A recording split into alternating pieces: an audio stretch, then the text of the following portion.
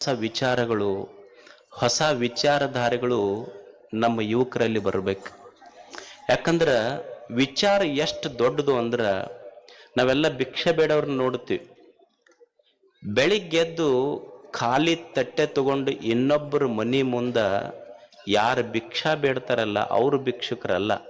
ಯಾರು ಬೆಳಿಗ್ಗೆ ಎದ್ದಾಗ ಅವರ ತಲೆಯಲ್ಲಿ ಒಳ್ಳೆಯ ವಿಚಾರಗಳಿಂದ ಹೇಳುವುದಿಲ್ಲಲ್ಲ ಅವರು ನಿಜವಾದ ಭಿಕ್ಷುಕರು. ಖಾಲಿ ತಟ್ಟಿರೋರು ಭಿಕ್ಷುಕರಲ್ಲ, ಖಾಲಿ ತಲೆಯಿಂದ ಹೇಳುವವರು ಭಿಕ್ಷುಕರಾಗ್ತಾರೆ. ಅದಕ್ಕೊಂದೊಂದು ಹೊಸ ವಿಚಾರಗಳು, ಹೊಸ ವಿಚಾರಧಾರೆ ನಮ್ಮ ಯುವಕರಲ್ಲಿ ಬರಬೇಕಾಗ್ತದೆ.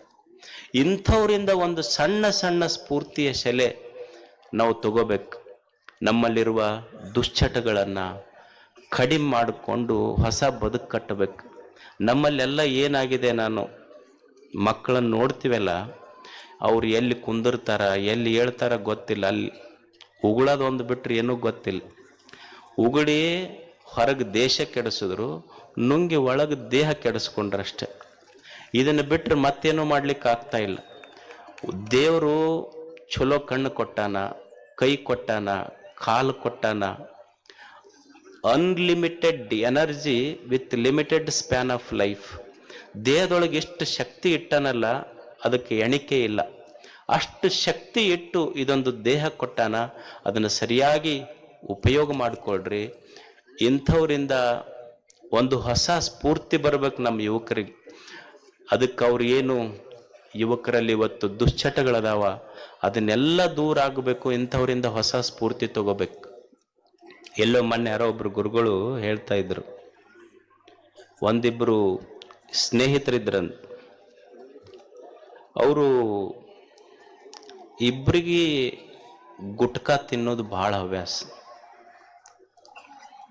ಅವರು ಸಿನಿಮಾ ನೋಡಕ್ ಹೋದ್ರಂತ. ಸಿನಿಮಾ ಮಾತ್ರ ಬಹಳ ಇಂಟ್ರೆಸ್ಟ್, 500 ರೂಪಾಯಿ ಟಿಕೆಟ್ ಕೊಟ್ಟು ಸಿನಿಮಾ ನೋಡಕತ್ತಿದ್ರು. ಇಬ್ರು ಹಾಕೊಂಡ ಕುಂತಿದ್ರು. ಅವ ಉಗುಳ್ಬೇಕಂದ್ರ ಸಿನಿಮಾ ನಡೆದೈತಿ, ಹೊರಗೆ ಹೋಗ್ಬೇಕಂದ್ರ ಆಗ್ತಾ ಇಲ್ಲ. ಯಾಕಂದ್ರೆ ಸಿನಿಮಾ ಹೋಗ್ತೈತಿ. ಅವ ಆ ಕಡೆ ಈ ಕಡೆ ನೋಡಕತ್ತಿದ್ದ. ಅವನ ಮಗ್ಲೊಬ್ಬ ಇದ್ನಲ್ಲ, ಅವ ಕೇಳಿದ, ಏನು ಆ ಕಡೆ ಈ ಕಡೆ ನೋಡಕತ್ತಿ? ಇಲ್ಲ, ಗುಟ್ಕಾ ಹಾಕೊಂಡಿನಲ್ಲ, ಉಗುಳ್ಬೇಕಾಗೈತಿ, ಬಿಟ್ಟು ಹೋದ್ರೆ ಸಿನಿಮಾ ಹೋಗ್ತೈತಿ, ಏನು ಮಾಡ್ಬೇಕು? ಏನಾಕೈತಿ? ಮಗ್ಲು ಕುಂತಾನಲ್ಲ, ಅವನ ಕಿಶೆದಾಗ ಉಗುಳಂದೇವ. ಇವ ಅಂದ, ಅಲ್ಲ, ನನಗೆ ಅವನ ಕಿಶೆದಾಗ ಉಗುಳಂತ ಹೇಳ್ತೀಯಲ್ಲ, ಮತ್ತು ಅವನಿಗೆ ಗೊತ್ತಾಗೋದಿಲ್ಲ. ಮತ್ತು ನಾನು 4 ಸಲ ನಿನ್ನ ಕಿಶೆದಾಗ ಉಗುಳಿನ, ಗೊತ್ತಾಗೈತೆ ನಿನಗೀಗಂತ? 4 ಸಲ.